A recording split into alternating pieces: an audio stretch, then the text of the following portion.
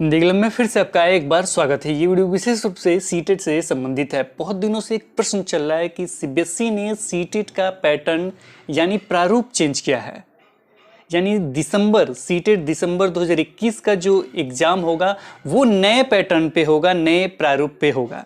क्या नए पैटर्न या नए प्रारूप पे आधारित आपने प्रश्नों को देखा है जो सीबीएसई के द्वारा जारी किया गया है? अगर आपने नहीं देखा होगा तो प्लीज़ इस वीडियो को पूरा देखिएगा। अगर आपको मेरी मेहनत अच्छा लगता हो तो प्लीज़ इस वीडियो को लाइक भी कीजिएगा और शेयर भी कीजिएगा ताकि आगे भी वीडियोस बनाया जा सके। इसके साथ ही एक बात और मैं बता देना चाहता हूँ। आप जानते हैं कि हम जॉब में हैं, इलेक्शन चल रहा है, इसमें हम 27 से 30 तक आपको शायद वीडियो नहीं मिले। 26 से ही लेकर चलिए 26 से 30 तक आपको वीडियोस नहीं मिल सकता है, तो थोड़ा इंतज़ार भी कीजिएगा। लेकिन आज हम पैटर्न समझा देते हैं, अच्छे तरीके से समझिए और इसी पैटर्न के आधार पे आप तैयारी कीजिएगा। अगर इधर उधर गलत वे में जाते हैं तो निश्चित ही आपको दिक्कत होगा। तो सबसे पहले पैटर्न समझिए। हम हैं अभी hindiklub.in वेबसाइट पे। यहाँ पे जाने के लिए आप कोई भी ब्राउज़र ओपन करके, जैसे में हमने क्रोम ब्राउज़र मोबाइल में ही खोला है, मोबाइल में ही दिखा रहे हैं, मोबाइल में खोल लीजिएगा hindiklub.in लिख के ब्राउज़र में। नहीं तो डिस्क्रिप्शन बॉक्स में, यूट्यूब पे अगर आप ये वीडियो देख रहे हैं तो डिस्क्रिप्शन बॉक्स में लिंक मिल जाएगा, वहाँ क्लिक करके ब्राउज़र में इसे खोल लीजिएगा। खोलने के बाद मोबाइल में नीचे जाना होगा। वैसे तो डेस्कटॉप मोड में ऊपर ही दिखता है, लेकिन मोबाइल में नीचे जाएंगे हम और यहाँ पे हमने डाल भी दिया सीटेट मॉडल क्वेश्चन। यहाँ पे आप क्लिक करके इसे डाउनलोड कर लीजिएगा और प्रश्न को देखिएगा। हम आपके सामने क्वेश्चन भी ओपन कर रहे हैं डाउनलोड करके। डाउनलोड पे हमने क्लिक किया। डाउनलोड होने के बाद इस तरीके से ये ओपन होगा। यहाँ पे देखेंगे तो स्टार्टिंग में पेपर 1 है। इसके साथ ही हम बताते चले आपको, इसमें लैंग्वेज नहीं है, यानी भाषा 1 और भाषा 2 के मॉडल क्वेश्चन इसमें नहीं है। इसके लिए अलग से आपको अपडेट करके दिया जाएगा। फिलहाल इसमें बाकी सभी सब्जेक्ट है, पेपर 1 के भी, पेपर 2 के भी, लेकिन ये इंग्लिश में है तो इसको हिंदी में भी हम कन्वर्ट करके आपको देने की कोशिश कर रहे हैं और कुछ प्रश्नों को आज डील भी करेंगे। ये पेपर 1 का ही हम आज सॉल्व करने की कोशिश कर रहे हैं। और इसके साथ ही बताते चले कि यहाँ पे चाइल्ड डेवलपमेंट एंड पेडागोजी वगैरह सारे हैं। क्वेश्चन देखना चाहें तो आप देख सकते हैं। इसको मैंने एडिट भी किया है, एडिट करके हम लेकर आए हैं ताकि आपको पता चल सके ये प्रश्न क्या है, इसके उत्तर क्या होंगे। वैसे तो प्रश्न और उत्तर आपके सामने दिख रहे होंगे। क्वेश्चन नंबर 5 का आंसर डी है और इसका क्वेश्चन नंबर 4 का डी है और इसमें क्वेश्चन नंबर 6 का सी है। तो आंसर तो आपको दिख ही रहे होंगे क्योंकि वो येलो कलर से रंगा हुआ है, वही करेक्ट आंसर है। अब हमने जो एडिट किया है वो आपको दिखाते हैं ताकि ओरिजिनल बात पता चल। इसमें सबसे पहले हम बाल विकास एवं शिक्षा शास्त्र को देखेंगे, यानी child development and pedagogy section को देखेंगे। इसमें जो क्वेश्चन पहला दिया गया है वो क्वेश्चन है आपका इंग्लिश में, आप देख सकते हैं। इसका स्क्रीनशॉट भी हमने लगा रखा है। ये जनवरी 2021 में पूछा गया क्वेश्चन है। क्वेश्चन क्या था आपके सामने ये दिख रहा होगा। क्वेश्चन है ये, एक कार्य के दौरान साइना स्वयं से बात कर रही है कि वह कार्य पर किस प्रकार प्रगति कर सकती है। लेव वाइगोस्की के भाषा और चिंतन या सोच के बारे में दिए गए विचारों के अनुसार इस तरह का व्यक्तिगत वाक क्या दर्शाता है। यानी वाइगोस्की ने इसे व्यक्तिगत वाक यानी प्राइवेट स्पीच दिया है। जब कोई बच्ची जो स्वयं से बात करती है, चाहे कोई काम करना, नहीं ये कलर नहीं, ये कलर है, इस तरीके से बात करते हुए कोई काम करती है या कुछ करती है, कोई भी कार्य करती है, तो उसे हम प्राइवेट स्पीच कहते हैं या हिंदी में व्यक्तिगत वाक कहा जाता है। अंग्रेजी में देख सकते हैं यहाँ पे private speech. Private speech English वाला शब्द याद रखिएगा। अगली बार पूछना होगा तो ये चीज पूछेगा, कोई कार्य दे देगा और पूछेगा वाइगोस्की के अनुसार इसे क्या कहा जाता है। पियाजे के अनुसार भी कुछ कहा जाता है। हम चाहेंगे कि अगर आप जानते हो तो कमेंट सेक्शन में, फेसबुक या यूट्यूब जहां पे भी देख रहे हो वहां पे जरूर बताएं उसे क्या कहा जाता है। तो यहाँ पे इन्होंने 4 ऑप्शन दिए थे और ये सीटेट जनवरी 2021 में पूछा गया क्वेश्चन है और सीबीएसई के द्वारा जो मॉडल क्वेश्चन जारी किया गया है, उन्होंने कुछ और नाम रखा है लेकिन मॉडल क्वेश्चन हम इसे कहेंगे। तो जो उन्होंने जारी किया है तो उसमें इस प्रश्न को लिया है। यानी ये देख लीजिएगा कि किस तरह के प्रश्न है। ये प्रैक्टिकल प्रश्न पूछे जाएंगे। अब थोड़ा सा आपका डिफिकल्ट लेवल बढ़ेगा। अब थ्योरेटिकल क्वेश्चन बहुत ही कम होंगे लेकिन बहुत ही कम होंगे, रेयर केस में होंगे। कोई इससे क्या होगा, आपको दिक्कत होगा। प्रैक्टिकल क्वेश्चन है, जैसे इन्होंने इसलिए इंक्लूड इसे किया है क्योंकि ये प्रैक्टिकल तरीके से हो रहा है। उसमें उन्होंने तर्क घुसा दिया, तर्क ये घुसा दिया है कि ये क्या दर्शाता है, ये बताइए। तो ये 3 ऑप्शन दिए गए हैं, एक ये और एक ये तीनों ऑप्शन क्या है आपके, गलत है। और इसमें जो करेक्ट आंसर होगा स्वनियमन होगा। यहाँ पे सेल्फ भी लिखा है, यानी जब वो स्वयं से जब भी बात करेगी तो यहाँ पे क्या होगा, आपका वाइगोस्टकी के अनुसार सही हो जाएगा। ठीक है, याद रखिएगा इस चीज को। वही जब मैंने तो वो प्रश्न आपसे पूछा है तो वही जो पियाजे के अनुसार होगा वो बताइए कौन सा होगा। लेकिन यहां पे याद रखिएगा इसका करेक्ट आंसर क्या हो जाएगा, करेक्ट आंसर हो जाएगा स्वनियमन होगा। तो ये आपका पूछा गया प्रश्न है, 28 नंबर क्वेश्चन पे था। करेक्ट आंसर स्वनियमन है और ये प्रैक्टिकल क्वेश्चन है। क्वेश्चन नंबर 2 पे चलते, धीरे धीरे और भी क्लियर होगा आपको। थोड़ा सा ये डिफिकल्टी लेवल पता चल रहा होगा। इन्होंने प्राइवेट स्पीच को ना पूछ के उसके अंदर पूछा है और ये जनवरी 2021 में पूछा गया प्रश्न था। आगे बढ़ते हैं, क्वेश्चन नंबर 2। क्वेश्चन नंबर 2 आप देख सकते हैं यहाँ पे ये जो प्रश्न है इंग्लिश में भी है, नीचे हमने ट्रांसलेट कर दिया है। और ये सीटेट के किसी भी एग्जाम में शायद नहीं पूछा गया है, लेकिन इससे संबंधित बहुत बार प्रश्न आए हुए हैं। तो अगर आपने उन प्रश्नों को किया होगा तो निश्चित रूप से इसे आराम से कर सकते हैं। तो ये प्रश्न जो है ये कोहलबर्ग से संबंधित है। बहुत इंपॉर्टेंट है कि कोहलबर्ग, वाइगोस्टकी, पियाजे को आप जरूर पढ़ें। यहां से प्रश्न निश्चित रूप से रहेगा, क्योंकि अभी जो 2 प्रश्न आए हैं, पहला वाइगोस्टकी से था, दूसरा जो है कोहलबर्ग से संबंधित है। और आज इस वीडियो में हम कोहलबर्ग को आपको पढ़ा भी देते हैं और ये आप याद भी कर लीजिएगा। स्किप मत कीजिएगा, वीडियो को आराम से सुनिएगा, निश्चित रूप से आपका कोहलबर्ग आज याद हो जाएगा। देखिए, कोहलबर्ग जो है इन्होंने नैतिक विकास का सिद्धांत दिया है। नैतिक विकास, आपने बचपन में नैतिक शिक्षा स्टोरी छोटा छोटा रहता था, बहुत सुंदर सुंदर आप सुनते होंगे बचपन में, जब आप पढ़ रहे होंगे उस समय सुनते होंगे। वही नैतिक विकास मतलब उसमें स्टोरी के माध्यम से किया जाता था। अब ये कोहलबर्ग को सीटेट में आपसे पूछा जा रहा है कि उन्होंने क्या दिया था नैतिक विकास के सिद्धांत में। तो उन्होंने 3 चरण दिया था और 6 उसके अवस्थाएं हैं, टोटल 6 अवस्थाएं हैं। 6 अवस्था का नाम भी आपको याद करवा देते हैं। और कितने हैं आपके, 3 चरण हैं। अब ये एक एक चरण जैसे बच्चा बड़ा होता है उस तरीके से ये बांटा गया है, मतलब अवस्था वाइज बांट दिया गया है। छोटा बच्चा कैसा होता है, उससे कैसा होता है, उससे उसके बाद कैसा होती है, ये सारी चीज मतलब दिखाया गया है। और कोहलबर्ग क्या करते थे, वो देखते थे कि बच्चों में नैतिक विकास कैसे होता था। बच्चों में मतलब छोटे हैं कि उनमें किस तरह का नैतिक विकास है, उसके बाद कैसे है, उसके बाद कैसे है, इसी स्टेप पे है। वो आप भी कर सकते हैं, घर पे आराम से आप भी कर सकते हैं। एक बार प्रैक्टिकल करके देखिएगा, निश्चित रूप से आपको याद भी हो जाएगा सारा चीज। अब देखिए होता क्या था कि वो मतलब प्रयोग कैसे करते थे, को वो सभी को एक स्टोरी सुनाते थे, एक कहानी सुनाते थे। अब कहानी क्या था, कहानी आप भी सुन लीजिए, याद रहेगा आपको। नाम मैं नहीं बता रहा हूं, हेजन वगैरह कुछ नाम है, आप कमेंट सेक्शन में हमें बताइए कि नाम क्या था। तो वो कहानी था, मान लीजिए 2 पति पत्नी हैं, पत्नी बीमार हो जाती है। अब जाहिर सी बात है कि पत्नी बीमार है, को जो उसका हस्बैंड है वो उसको दिक्कत होगा, वो चाहता है कि मेरी पत्नी क्या हो, ठीक हो जाए। को इसके लिए वो क्या करता है, इसके लिए वो इलाज करवाना चाहता है। अब उसका दवा खोजता है, तो दवा केवल एक ही केमिस्ट के पास होता है जो उसे खुद बनाया हुआ होता है, यानी कहीं और नहीं मिल रहा, उसी के पास मिलेगा। तो ये दौड़ा दौड़ा गया, पैसा जो था उसे लेके गया है और बोला कि आप हमें वो दवा दे दीजिए। लेकिन जो दवा का बनाने में जो खर्च आता है उसका 3 गुना से 4 गुना ज्यादा वो पैसा मांगता है। तो इसके पास उतना पैसा नहीं होता है, तो बोलता है दे दीजिए, मतलब बाद में मैं चुका दूंगा, जो भी बचेगा वो मैं चुका दूंगा। तो वो केमिस्ट कहता है कि मतलब मैं नहीं दूंगा, बहुत मेहनत से हमने बनाया, हम नहीं देंगे, जितना दाम है उतना ही मैं दूंगा, नहीं दूंगा। और वो नहीं देता है। तो रात को क्या करता है, जो पति रहते हैं, हस्बैंड जी जो रहते हैं, वो जाते हैं, उसका दुकान तोड़ देते हैं, दवा लेके आते हैं और अपनी पत्नी को पिला उला के बचा देते हैं। ये पूरा स्टोरी रहता है। ये स्टोरी बच्चों को सुनाया जाता है। बच्चों को सुनाने के बाद अब उनसे प्रश्न पूछा जाता है। अब प्रश्न क्या पूछा जाता है, उन्हीं में से एक प्रश्न ये है।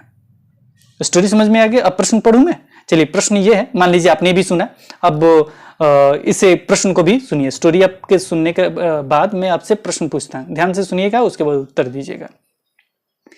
बच्चे का तर्क है कि किसी भी व्यक्ति को केमिस्ट की दुकान से दवा चोरी नहीं करनी चाहिए। अब बच्चा तर्क कर रहा है, बच्चे का तर्क है कि मतलब उन्होंने पूछा कि उसे जो, देखिए इसमें प्रश्न नहीं पूछा गया, इन्होंने कुछ और पूछा है, मैं प्रश्न नहीं पढ़ सका था। अब यहाँ पे उन्होंने, जो कोहलबर्ग जी थे, उन्होंने पूछा कि जो पति थे उनका नाम रखते कि उन्हें चोरी करना चाहिए या नहीं करना चाहिए। तो उसी में एक बच्चे का तर्क है। तर्क क्या है, अब पढ़िए। बच्चे का तर्क है कि किसी भी व्यक्ति को केमिस्ट की दुकान से दवा चोरी नहीं करनी चाहिए, भले ही वह एक मानव जीवन को बचाने के लिए ही क्यों ना हो। यानी उसकी पत्नी मर जाए तो मर जाए, लेकिन चोरी उसे नहीं करना चाहिए। क्यों नहीं करना चाहिए चोरी? क्योंकि वह पकड़ा जाएगा। अगर वह ऐसा करता है तो ऐसा करेगा तो वह पकड़ा जाएगा और जेल भी जाएगा और उसे जेल भेज दिया जाएगा। कोहलबर्ग के अनुसार बालक नैतिक बोध की किस अवस्था में आता है? अब ये आपको बताना, बालक किस नैतिक बोध की अवस्था में आता है। तो एक काम करते हैं, जो भी उनकी अवस्था है वो सारी अवस्था हम पढ़ लेते हैं और जो चरण है वो भी हम देख लेते हैं, उसके बाद आप करेक्ट आंसर पे आइएगा। सारा का समझा भी देता हूं मैं। देखिए पहला जो है, जो चरण है उसे पूर्व औपचारिक, पूर्व पारंपरिक, प्राक रूढ़िगत नैतिक चरण या स्तरी से कहा गया है, जो 4 से 10 वर्ष का होता है। जो 4 से कितने वर्ष का होता है? 10 वर्ष का। इसकी 2 अवस्थाएं हैं, ये याद रखिएगा। ये या करके मैंने इसलिए दिया है ना, कभी दे देगा पूर्व औपचारिक स्तर या चरण दे देगा, कभी दे देगा पूर्व पारंपरिक चरण, कभी प्राक रूढ़िगत नैतिक चरण दे देगा, इस तरह का, या स्तर दे देगा। इस तरीके से नाम दिया जाता है और कंफ्यूज हो जाते हैं। इंग्लिश में नाम याद करना चाहें तो बस एक ही नाम है जो प्री से करके है ना, उसे याद कर लीजिए। अब यहाँ पे जो होते हैं 2 अवस्थाएं होते हैं। पहला अवस्था है दंड एवं आज्ञाकारिता, उन्मुखता या अभिमुखता या दंड परिवर्तन, मतलब दंड और आज्ञा, इतना याद रखिए, दंड और आज्ञा। अंग्रेजी में भी याद कर लीजिए। अब ये होता क्या है दंड या आज्ञा? देखिए होता क्या है कि बच्चे दंड, पहले इन्होंने दंड लिखा है, दंड मतलब उसको सजा देना। दंड मतलब क्या हो? सजा देना। कुछ सजा देने के कारण वो आज्ञा मानते हैं। जैसे जब छोटे छोटे बच्चे देखिएगा, जब रहेंगे 3 साल 4 साल के, जब भी आप छोटे होंगे ना, को आपको लगता होगा कि नहीं ये काम नहीं करूंगा, ये अरे ये जो ग्लास है वहां ले जाकर नहीं रखूंगा ना, घर वाले मुझे पीटेंगे। तो इसके लिए आज्ञा मानते हैं। क्या कर रहे हैं? आज्ञा। छोटा बच्चा आज्ञा निश्चित रूप से मानता है। कोई काम कर दीजिए, नहीं भी मन होगा ना तो करता है, क्योंकि उसको पता है कि इसके लिए हम क्या खाएंगे? मार खाएंगे। जोर से चाटा मारते होंगे तो और तेजी से वो कार्य करेगा। कोई छोटा बच्चे का पास क्या है, वो दंड से डरता है। वो देखिएगा, डांटने पे जैसे जाइएगा, डांटने से पहले कुछ गलती हो जाए बच्चे से, छोटे बच्चे से, जब भी आप छोटे थे, याद कीजिए आप जब छोटे थे तो क्या हुआ था, तो कोई डांटता था तो क्या होता था, तुरंत रोने लगते थे। कोई गलती हो जाए, कुछ शीशा वगैरह रखा हुआ देर से कोई ढकल देता था, गिर जाता था नीचे, तो क्या होता था, आप रोने लगते थे। तो वही तो ये किए हैं, कुछ नया थोड़ी किए हैं, बस वही एक कोहलबर्ग का पहला क्या है कि जब देखे दंड, जब मिले सजा, उससे पहले हम क्या करेंगे? आज्ञा मान लेंगे। बहुत डर लगता है हमको, मारे पीटे कोई नहीं। छोटा बच्चा है वही करता है। थोड़ा सा बच्चा क्या हुआ, बड़ा हुआ, तो उन्होंने कह दिया कि विनिमय की, ये विनिमय एक शब्द है, विनिमय, बाकी सब पढ़ लीजिएगा, नाम वगैरह आपके सामने, ज्यादा टाइम लगेगा क्योंकि 2 ही 3 क्वेश्चन करूंगा तो फिर आगे कैसे बढ़ेगा। विनिमय मीन्स क्या होता है? आदान प्रदान। जैसे माँ कहती है, बाबू ये करो ना, ये टास्क बना लो ना स्कूल का, ये टॉफी देंगे तुमको, जैसे कंप्लीट करोगे वैसे टॉफी देंगे। यानी क्या हो रहा है, वो बनाएगा तो उसको क्या मिल रहा है? टॉफी मिल रहा है। यानी उसे जो चाहिए वो उसे देना पड़ता है। यानी एक काम आपको करवाना, उसके बदले में उसको क्या कर रहा है? विनिमय हो रहा है, आदान प्रदान हो रहा है। यानी हम उसे कुछ करवा रहे हैं, बदले में कुछ दे रहे हैं। तो थोड़ा सा बच्चा बड़ा होता है ना, तो टॉफी वगैरह सारा चीज मांगने लगता है। नहीं तो स्कूल में आप आते होंगे छोटे बच्चे के रूप में, तो क्या करते होंगे? आते होंगे, बैग ऐसे घुमाते होंगे, अरे स्कूल का छुट्टी का उठा के फेंका, सुबह चले गए फिर अगले दिन स्कूल। पहले पिटाएं तो पिटाएं, लेकिन हमको याद नहीं रहा कि हमें बनाना। थोड़ा सा बड़ा हो जाता है तब, बहुत पिटाता है, स्टार्टिंग में तो बनाता है लेकिन थोड़ा सा बड़ा हो जाता है को नहीं बनाता, आप भी नहीं बनाते होंगे। तो सोचिए ऐसे ही करेक्ट रूप से सोचिएगा। इसके लिए इन्होंने ये सारा चीज नाम दे दिया है। और ये विनिमय होता है यानी आदान प्रदान। जब उसको टॉफी दीजिएगा ना कि बाबू जाओ ना वो गिलास लेते हो, इसके बदले में टॉफी देंगे, जाओ ना ये काम कर देना, इसके बदले में टॉफी दे देंगे, खटखट करता है, थोड़ा सा बच्चा बड़ा हो जाता है। तो ये हो गया दूसरा अवस्था, समझ में आ गया। तो ये पहला मैं खत्म करूँ, पहला चरण। चलिए दूसरे चरण पे बातचीत करते हैं। अब बच्चा क्या हो रहा है, थोड़ा और बड़ा हो गया, 10 से 13 वर्ष हो गया। आप भी समझिए कि छोटे से थोड़ा सा क्या हो गए, बड़े हो गए। अब बड़े हो गए ना, तो इसका इन्होंने जो नाम दिया है चरण, औपचारिक या पारंपरिक या रूढ़िगत नैतिक का स्तर या नैतिक स्तर या चरण। अभी इसमें इन्होंने 2 भागों में बटा है 10 से 13 को। पहला है उत्तम अच्छा लड़का या अच्छी लड़की उन्मुक्तता।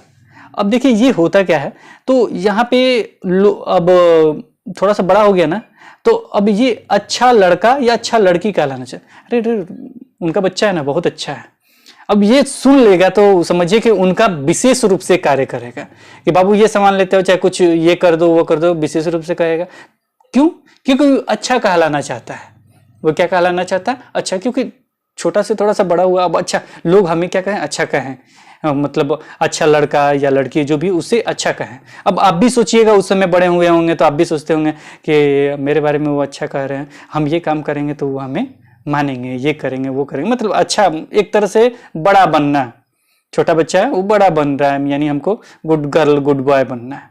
कोई ये थोड़ा सा आता है उसमें नैतिक, मतलब नैतिकता धीरे धीरे उसमें विकसित, उसको पता नहीं चल रहा है लेकिन उसके अंदर नैतिकता आ रहा है। अब नैतिकता ये आ रहा है कि वो अब फॉलो करना है, हमें फॉलो क्या करना है, क्योंकि लोग मुझे अच्छा कहें।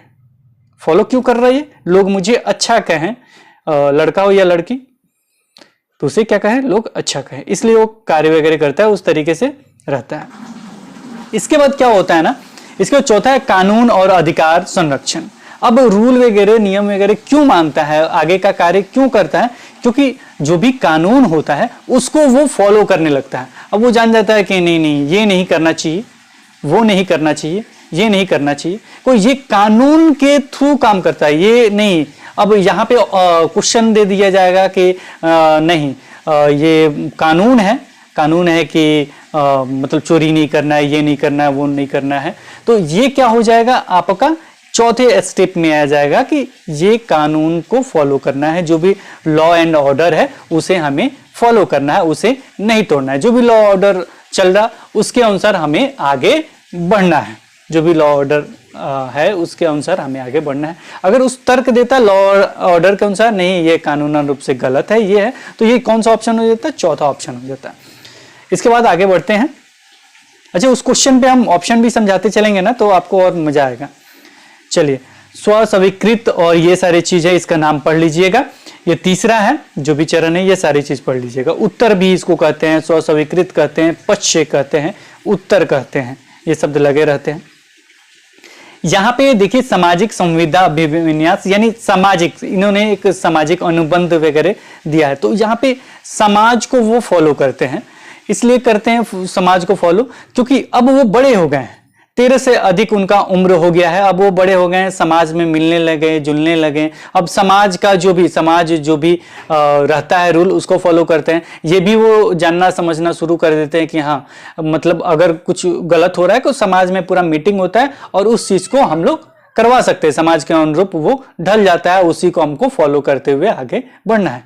और समाज से हमें अलग नहीं रहना है, क्योंकि लोग हमें मानेंगे नहीं, जानेंगे नहीं, तो ये समाज से अलग नहीं, मतलब नहीं रहना है। तो ये एक तरह से समझिए कि सामाजिक भावना उनके अंदर विकसित हो गई और समाज के अनुसार वो जुड़ने लगे।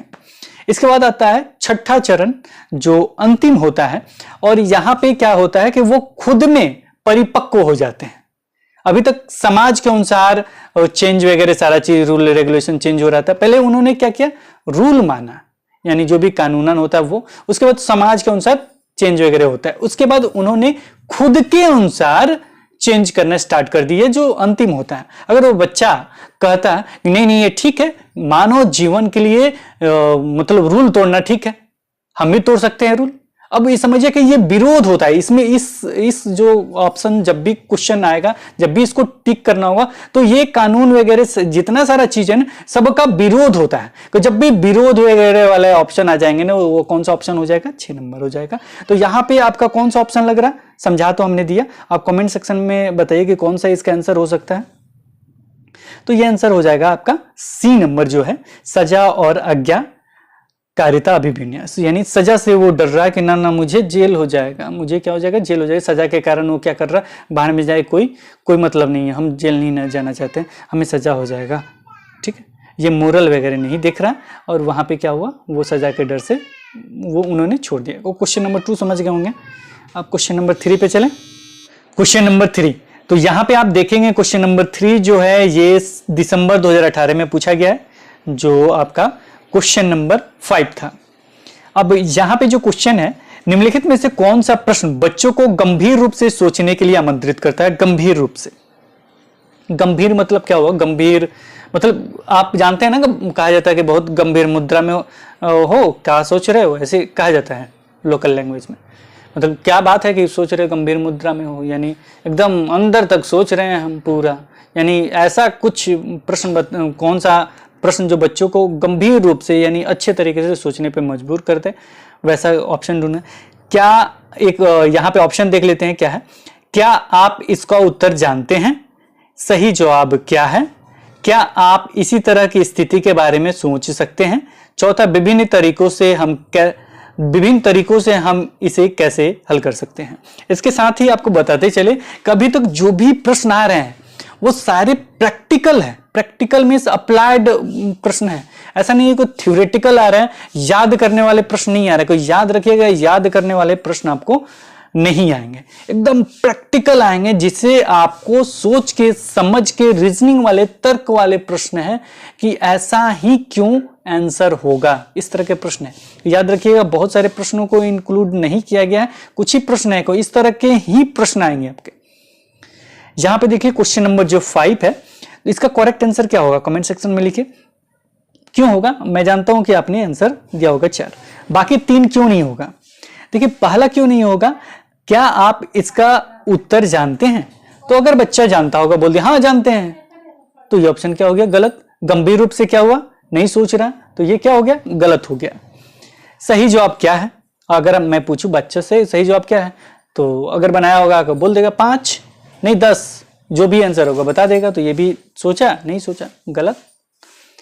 तीसरा, क्या आप इसी तरह की स्थिति के बारे में सोच सकते हो। अब जिस तरह स्थिति रखा गया उस तरह की स्थिति के बारे में सोच सकते हो, तो वो सोच लेगा, मतलब हाँ ये जो भी स्थिति उस तरह का सोच लेगा। अब ये थोड़ा सा लग रहा है कि थोड़ा सा अटपटा सा है कि सोच लेगा, तो क्या ज्यादा दिक्कत होगा, कि ज्यादा गंभीर हो जाएगा, नॉर्मल सा होगा। इसमें तो उन्होंने लिखा नहीं है, कोई नॉर्मल सा होगा तो नॉर्मल होगा, नॉर्मल। अगर ज्यादा कठिन होगा तो थोड़ा सा कठिन होगा।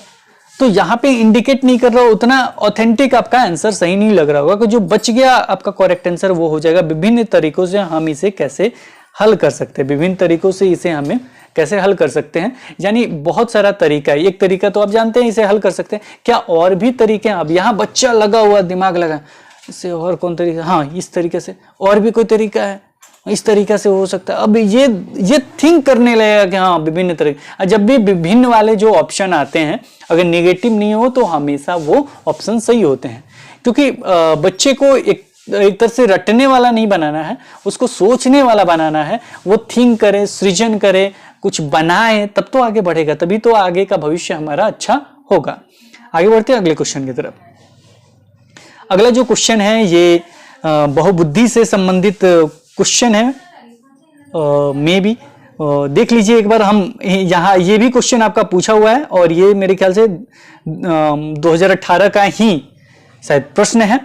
और यहाँ पे जो प्रश्न पूछा गया है वो है बहुबुद्धि के से ही संबंधित। देखिए एक चीज आपको और क्लियर मैं कर देता हूं कि यहाँ पे जो है ना, बहुबुद्धि से बहुत ज्यादा प्रश्न पूछे जाते हैं। बहुबुद्धि से क्या होता है, बहुत ज्यादा प्रश्न पूछे जाते हैं, इसे याद रखिएगा। अब यहाँ पे देख लेते हैं कि क्या कुछ इसमें लिखा गया है प्रश्न में। बुद्धि के बारे में निम्नलिखित कथनों में से कौन सा सही है, यानी 4 ऑप्शन लिखे गए हैं, चारों ऑप्शन में से कोई एक ऑप्शन आपका सही है। कौन सा है, पहला है बुद्धि अभिसारी रूप से सोचने की योग्यता है। अब अभिसारी आया, अपसारी आया। अभिसारी अपसारी आप जानते हैं, हमने इससे प्रश्न को हल करा है और बताया भी है कि अभिसारी क्या होता है और अपसारी क्या होता है। अपसारी यानी बहुत सारा, अभिसारी यानी एक किसी एक चीज पे इंडिविजुअल इंडिकेट करता हुआ। तो ये ऑप्शन इसी के कारण क्या हो गया, गलत हो गया। दूसरा है बुद्धि अनुभव के परिणाम के रूप में व्यवहार में अपेक्षाकृत अस्थायी परिवर्तन है। एक अस्थायी परिवर्तन है जिसके कारण गलत हो गया। बुद्धि एक अनुवांशिक वगैरह के कारण, मानसिक गतिविधि का स्मरण याद वगैरह के कारण गलत हो गया। कि निगेटिव वगैरह पॉजिटिव वर्ड जानते होंगे, तीनों काट के। चौथा तो मार ही दीजिएगा। एक ही चीज जानिए, बुद्धि जो होता है बहुआयामी होता है। बुद्धि जो होता है बहुआयामी होता है और गार्डनर के अनुसार बहुबुद्धि का नाम भी इसे दिया गया है और 8 तरह से उन्होंने इंडिकेट करके बताया भी है। तो ये देखते हैं, टिक कर सकते हैं। बुद्धि जो बहुआयामी होता है जिसमें बुद्धि परीक्षणों के द्वारा पूर्ण रूप से परिमेय न की जाने वाली कई योग्यताएं शामिल है। बहुत सारी योग्यताएं शामिल है जो आगे हम इसी वीडियो में डिस्कस भी करेंगे। तो ये समझ गए और इस पर विशेष चर्चा भी करने वाले हैं आगे। तो ये क्वेश्चन नंबर 4 हो गए। देखिए ये टोटल जो जा रहा है ना, प्रैक्टिकल क्वेश्चन जा रहे हैं और प्रीवियस ईयर से ही अधिकतर क्वेश्चन उठाया गया है। ये प्रीवियस ईयर का क्वेश्चन, 1-2 इधर उधर जाएंगे। अब यहां से क्वेश्चन नंबर 5 है, इंग्लिश में देखना चाहें तो देख सकते हैं। ये भी पूछा गया प्रश्न है और ये मेरे ख्याल से हमने लिखा नहीं है, लेकिन ये सीटेड का प्रश्न है, हमने स्क्रीनशॉट डाला भी है। और ये देखिए 3 साल के अंदर से ही ये सारे प्रश्न पूछ रहे हैं। 2018 का भी प्रश्न जरूर देखिए, 2019 के भी प्रश्न जरूर देखिए, 2021 के भी प्रश्न जरूर देखिएगा। 2019 का दोनों सेशन जुलाई और यह है और दिसंबर का भी है, उसे जरूर देखिएगा। यानी टोटल 4 क्वेश्चन पेपर से ये लिए गए प्रश्न है और चारों पेपर जरूर आप सॉल्व कीजिएगा। अब यहाँ पे देखिए, बच्चों को अधिगम गतिविधियों में भागीदारी करने के लिए लगातार पुरस्कार देना एवं दंड का प्रयोग करने से क्या प्रभाव पड़ता है। बहुत अच्छा प्रश्न है और ये पूछा भी जाना चाहिए, क्योंकि हो सकता है कि अगर आप कल के डेट में शिक्षक बनते हैं तो ये भी हो सकता है कि आप क्या करें, अब मतलब आपको नहीं नॉलेज है और लगातार आप क्या कर रहे हैं, पुरस्कार दे रहे हैं कि ये क्वेश्चन बनाओ ये गिफ्ट लो, ये क्वेश्चन बना दो ये गिफ्ट लो, ये क्वेश्चन बनाओ ये गिफ्ट लो। और जिसका गलती होगी उसे मतलब खींचना चालू कर दिए, दंड देना शुरू कर दिए, खटखट मारना शुरू कर दिए। अब इससे क्या होगा, इससे क्या प्रभाव पड़ेगा। तो पहला है बाहरी अभिप्रेरणा कम होती है, दूसरा आंतरिक अभिप्रेरणा बढ़ती है, तीसरा यह बच्चों को प्रदर्शन आधारित लक्ष्यों के बजाय निपुणता पर ध्यान देने के लिए प्रोत्साहित करती है। ये तो गलत हो गया, क्योंकि निपुणता पे यानी डायरेक्ट उस चीज पे एक चीज इंडिविजुअल इंडिकेट करता हुआ ऑप्शन है, जिसके कारण गलत हो गया। चौथा है अधिगम में बच्चों को स्वाभाविक अभिरुचि तथा जिज्ञासा कम होती है। अब डायरेक्ट प्रश्न पे आते हैं, प्रैक्टिकल रूप से सोचते हैं। जो भी प्रश्न है ना, प्रैक्टिकल रूप से सोचिए। जैसे में अगर मैं आपको पढ़ाऊं और आप क्लास में आए, क्लास में आने के बाद मान लीजिए कि गलती होता है तो मैं आपको पीटना शुरू कर दूं। जब भी गलती हो, एक ही ऑप्शन लेते हैं, दंड। तो यहां पे आपका क्या रुचि बढ़ेगा या कुछ जिज्ञासा होगा मन में पूछने का, तो आप पूछेंगे हमसे, डर के भाग जाएंगे कि नहीं भाग जाएंगे। बहुत मारता है, इससे तो पूछेंगे नहीं, बोलेंगे आप क्लास भी नहीं आइएगा, रुचि वुचि सब खत्म हो जाएगा, चले जाइएगा। इसके बाद लगातार दंड दे रहा हूं, तब की बात है, लगातार मतलब रोज दे देना, दंड कर रहा हूं।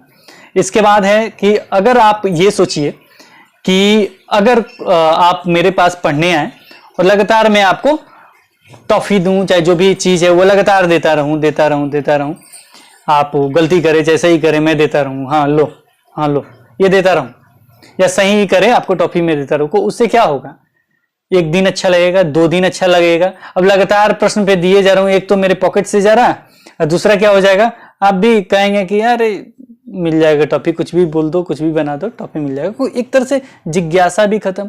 डायरेक्ट आप क्या करेंगे, आंसर पे जाने की कोशिश करेंगे, डायरेक्ट कैसे हूं याद करके आंसर बनाने की कोशिश करेंगे कि टॉफी हमको जीत लेना है, ये क्वेश्चन यहाँ है, नकल करने की कोशिश करेंगे। अब जितने बैड मैनर्स है ना, वो आपके अंदर आ जाएगा। तो ये क्या हो जाएगा ऑप्शन आपका, अभिरुचि और जिज्ञासा क्या हो जाएगा, कम होती है। लगातार किसी चीज को आपको नहीं करना चाहिए, वो आपका दंड हो या आपको पुरस्कार हो, ये लगातार कभी नहीं करना चाहिए। लगातार आप कोई भी काम करेंगे, कोई भी काम, तो आपको मन नहीं लगेगा। तो ऑप्शन नंबर आपका क्या होगा, 23 का 4 हो गया। ज़्यादा समझाने की जरूरत नहीं पड़ेगी। क्वेश्चन नंबर 6 है। अब ये गार्डनर से संबंधित है और ये क्वेश्चन पढ़ना चाहें तो पढ़ सकते हैं। इन्होंने क्या किया है, तो यहाँ पे प्लास्टर ऑफ पेरिस की सहायता से इन्होंने मॉडल बनाया है, मॉडल वगैरह बनाया है और ये सारी चीज़ बना रहे हैं, मतलब एक तरह से मॉडल मैप वगैरह ये सारी चीज़ जो बनाते हैं, यानी यहाँ से यहाँ जाने के लिए, वहाँ से वहाँ जाने के लिए, यानी जो भी चीज़ है तो उसको बनाना है, तो उसको मतलब किस बुद्धि के अंतर्गत रखते हैं। तो गार्डनर ने 8 प्रकार की बुद्धि बताया है। गार्डनर जो है आपके बहुबुद्धि का सिद्धांत है इनका। इन्होंने कितना प्रकार का बुद्धि बताया है, को 8 में से पहला होता है, आंसर पे चलेंगे, यहाँ देख लीजिए चारों ऑप्शन है, चारों ऑप्शन में से 3 ऑप्शन आपको इसमें मिल जाएगा। एक है आपका भाषागत। भाषागत जो होता है, क्या होता है, तो भाषागत याद रखिएगा, भाषागत यानी भाषा जो है उसमें गत हो, यानी वो क्या है, उसमें निपुण है, यानी जिसको अपनी भाषा पे पूरा पकड़ हो, यानी जिसको अपनी भाषा क्या भाषा पे जिसको पकड़ हो उसी को कहते हैं भाषागत। जैसे कवि जो होते हैं वो क्या कहते हैं, कविता तुरंत बनाएंगे, कह देंगे। लेखक जो होते हैं कहानी लिख देंगे कि आपका दिल खुश हो जाएगा। तो ये क्या होते हैं, इनको जब भी प्रश्न में पूछें लेखक कौन है, कवि कौन है, या कहानी पूरा अच्छे तरीके, जैसे इतना बड़ा लिखा है ना, ये मॉडल वगैरह बना देते हैं, ये कर देते हैं, वो कर देते हैं, मिर्जापुर ये खींच देते हैं, वो खींच देते हैं, मैप बना देते हैं, ये सारी चीज कर देते हैं। तो ये क्या हो जाएगा आपका, तो वो तो अलग हो जाएगा, लेकिन वही लेखन के बारे में कहते हैं कि बहुत अच्छा स्टोरी लिख देता है, ये कर देता है, वो कर देता है, तो वो क्या हो जाता है, भाषागत हो जाता है। देशिक इसमें देख लीजिएगा 3 नंबर है, सी नंबर आंसर है इसका, 6 का सी। अब देखिए देशिक क्या होता है वो देख लीजिए। ऐसे व्यक्ति जो मानसिक बिंबों को बनाने तथा उनका परिमार्जन करते हैं, मानसिक बिंबों को यानी जो भी उनके मन में बिंब है उसको बनाने तथा उसका परिमार्जन करते हैं, जैसे विमान चालक, चित्रकार, वस्तुकार, ये सब क्या होते हैं, आर्किटेक्ट वगैरह क्या होते हैं, ये सारे क्या करते हैं, बनाते हैं चित्र वगैरह। चित्रकार क्या करता है, मन में सोच लिया अब उसका चित्र बनाएगा। इन्होंने भी क्या किया, यहाँ पे प्रश्न में देखिएगा तो वही चीज किया, मॉडल वगैरह बना रहे हैं, अपना सोच लिए मन में, अब उसका मॉडल कहाँ सिटी ऑफ मिर्जापुर का बना रहे हैं। ये सारी चीज देख लीजिएगा। यहाँ पे मेंटल मैप देखिए, मैप भी यहाँ दिया हुआ है। तो ये सारी चीज जब भी ऑप्शन आएंगे तो उस पर डायरेक्ट इंडिकेट हुआ शब्द को पकड़िएगा, निश्चित रूप से आंसर मिल जाएगा। तो भाषा वाला कवि हो गया, और जो भी मतलब मैप वगैरह नक्शा वगैरह बनाएंगे तो ये देशिक हो गया, ठीक है। इसके बाद तीसरा है शारीरिक गति या संवेगी, यानी जो शरीर से संबंधित है, जो शरीर को इधर उधर घुमा सके। कौन घुमा सकता है, डांसर, स्पोर्ट्स पर्सन जो होते हैं, यानी जो क्रिकेट वगैरह खेलते हैं, गेंद वगैरह लपक वगैरह लेते हैं, तो ये क्या हो जाएगा, शारीरिक गति, यानी उनके शरीर के गति पे एब्जॉर्ब कर लेते हैं। जैसे में इसका ऑप्शन नंबर 1 था ए, तो ये शरीर के गति से था नहीं। संगीतिक, जिनका पकड़ किस पे हो, संगीत पे हो, कुछ जो संगीत में रुचि रखते हैं, जैसे म्यूजिक कंपोजर वगैरह जो होते हैं। तार्किक, गणितीय, जो गणित में कौशल हो, जैसे वैज्ञानिक वगैरह होते हैं। अंतः व्यक्ति, इस प्रकार के व्यक्ति खुद के बारे में अधिक जानने वाले होते हैं, जो दार्शनिक, धर्मनेता वगैरह होते हैं। अंतर व्यक्ति, इसके अंदर दूसरे जैसे दूसरे किसी के व्यक्ति व्यवहार वगैरह के बारे में जानने वाले होते हैं, जैसे साइकोलॉजिस्ट होता है, जो मनोवैज्ञानिक होता है, सामने वाले को समझ सके वो। इसके बाद है प्रकृतिवादी, जो नेचर वगैरह के बारे में अच्छे से जानता हो, जैसे में आपका शिकारी, किसान, पर्यटक। जब पेड़ पौधा वगैरह के बारे में जब भी चर्चा होगा तो समझ जाइए प्रकृतिवादी है। प्रकृति से जिसे प्यार है वो प्रकृतिवादी कहलाएगा। शिकारी, किसान, पर्यटक, ये सब क्या है, वही है। पर्यटक यानी जो घूमने वाला होता है। समझ में आ रहा है आपको? अब हमको लग रहा है कि लंबा वीडियो होते जाएगा और आपसे हो नहीं पाएगा। मैं क्वेश्चन नंबर 7 से अगले वीडियो में स्टार्ट करूं। मैं ये वीडियो को लाइक कीजिए, शेयर कीजिए, जैसे ही 1000 तक पहुंचेगा उसके बाद मैं ये 7 नंबर से कंटिन्यू कर दूंगा, क्योंकि बहुत ज़्यादा लंबा वीडियो आपको भी बोर फील करेगा, मैं भी थक गया हूँ। तो आज इस वीडियो में इतना है, फिर मिलते हैं एक नए वीडियो के साथ। तब तक देखते रहे, बने रहे हिंदी क्लब पे। धन्यवाद, बाय बाय।